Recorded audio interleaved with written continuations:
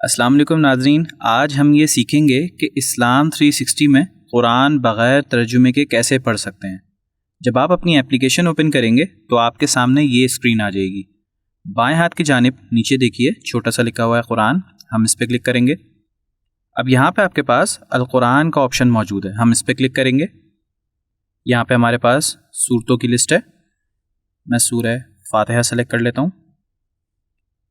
اب یہاں پہ ہمارے پاس عربی ٹرانسلیشن اور تفسیر موجود ہے۔ اب مجھے ٹرانسلیشن اور تفسیر کو ہائڈ کرنا ہے، صرف عربک پڑھنی ہے۔ نیچے کی جانب دیکھیے پلے کا آئیکن موجود ہے، اس کے برابر میں ایک ٹرانسلیشن کا آئیکن موجود ہے جس میں اے لکھا ہوا ہے، میں اس پہ کلک کروں گا۔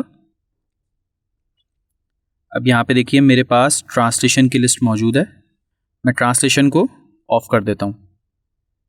اب یہاں پہ میرے پاس تفسیر بھی آن ہے تو میں اس کو بھی آف کر دیتا ہوں، اور بیک بٹن کے ذریعے ریڈنگ اسکرین پہ چلے جاتا ہوں۔